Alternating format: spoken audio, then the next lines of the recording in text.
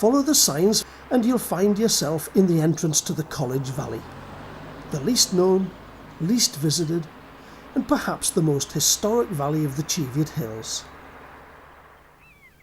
College Valley is surrounded by lofty hills, and on top of almost every one of them is an earthwork or hill fort dating from prehistoric times.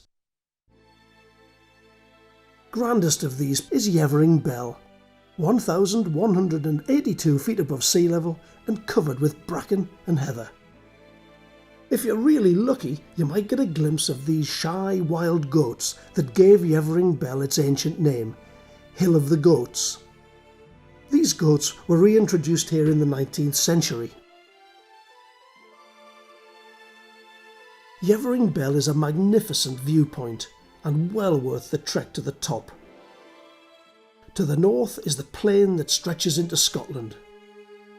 To the east is the North Sea coast, and to the south and to the west are the high curved Cheviot Hills. On the top of Yevering Bell are traces of one of the largest prehistoric settlements in Northumberland. Iron Age people built 150 roundhouses inside a 15-acre stone enclosure with 4 gateways. Although the wall is tumbled down nowadays, it's pretty impressive nevertheless. This cairn on the eastern summit is where a beacon would have been lit in medieval times to signal danger from invasion. At Old Yevering, at the foot of the bell, is an ancient farm building with walls 5 feet thick. It was built as a basil, a fortified farmhouse, about the year 1600, in the time of the Reivers. As time passed, the locals called this place the Old Palace, because they thought that this was where King Edwin, the great Saxon king, had ruled Northumbria in the 7th century. But they were wrong. In the 1950s, an aerial photographer flying over here looking for Roman sites spotted rectangular marks in this field below Yevering Bell. They turned out to be the real site of King Edwin's Saxon palace.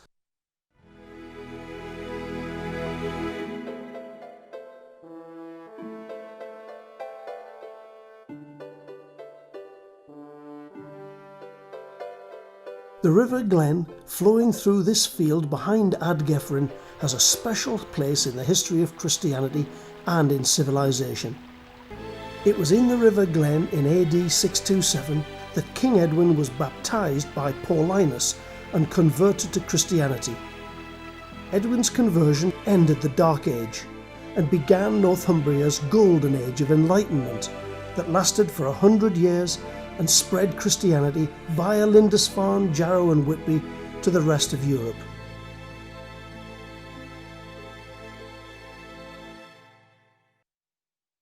The village at Kirknewton is one of the most beautifully situated in Northumberland. It nestles peacefully hidden away near the junction of the College Burn and the River Glen. The little church at Kirknewton is steeped in history. The Normans built it to serve the hill farming community in the valley. It was restored after the Civil War and renovated again by John Dobson in 1860. Among its many ornaments is this strange and crude Norman carving of the Adoration of the Magi, the 3 wise men. Mary sits on a trough with Joseph standing behind her. The 3 wise men offering their gifts are dressed in kilts. You can just imagine the medieval Northumbrian stonemason, not quite sure what wise men wore for such an occasion, decided to dress them in kilts like the one he was wearing himself. In the churchyard is buried Mrs. Josephine Butler, a local lass and great social reformer who, during the latter part of the 19th century, fought for the reform of laws on immorality that discriminated against poor women who had fallen into prostitution. She died in 1906, honoured by all who believed as she did that life's noblest task is seeking and saving souls that are lost. This window in the north aisle was erected to the memory of the airmen who died while flying out of nearby Millfield Airfield during and just after World War II. Several of these young airmen are buried here in quiet corners of Kirknewton churchyard.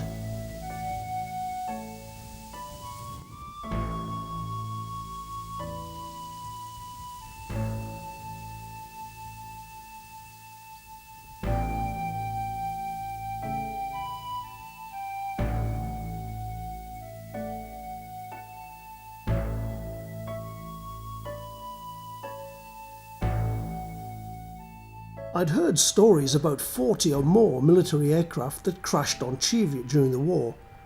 But what were they all doing, flying and crashing here on the Cheviot Hills? To find the answer, I decided to visit one of the Cheviot crash sites myself. The Cheviot Hills are remote and fairly featureless, and you can easily get lost if the weather changes abruptly and cloud or mist sets in. Fortunately, today is a fine, clear day. I've asked the landowner for permission to go on his land because only 12 cars are allowed into the valley beyond Hethpool in any day. I've got my essential map and compass, and I've told my family where I'm going and what time I expect to get back. I've also got my mobile phone with me, just in case.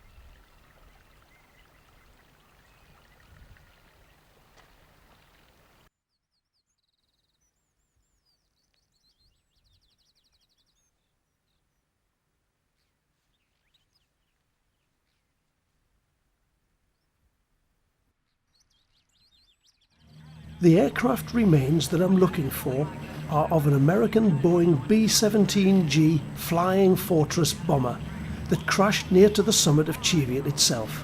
With a crew of 9, it took off from Molesworth at 0830 hours on the morning of the 16th of December 1944. Due to worsening weather and reducing visibility, the mission was aborted, but the radio navigation and compass equipment both failed, sealing the fate of the aircraft and its crew. At 12:50 hours, the aircraft approached the Cheviot Hills from the northwest, flying at only 3,000 feet because of icing. The aircraft struck the west hill of Cheviot just to the south of Braden Crag.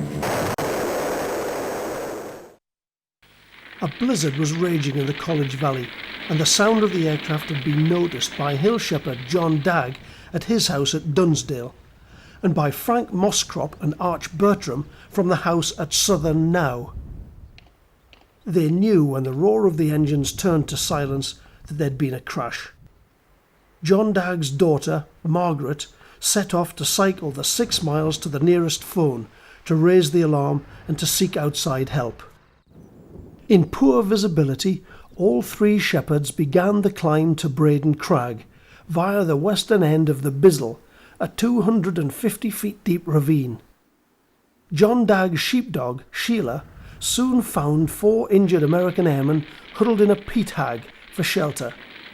Frank Mosscrop entered the burning wreck of the B-17 bomber looking for any of the crew of 9 that might have survived the crash. He was not to know that 2 of the crew had already died in the crumpled cockpit, and that 3 other survivors were already making their way down the hill to the safety of Mount Hooley Farm.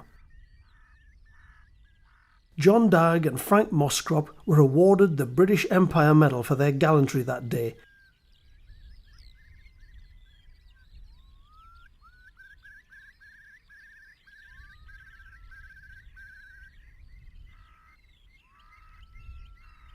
This simple black slate memorial, surrounded by a sheep stell, was unveiled on the 19th of May 1995 in the College Valley to honour the lives of all the airmen that the Cheviot Hills had claimed and to reflect the involvement of the hill farming community in these wartime events.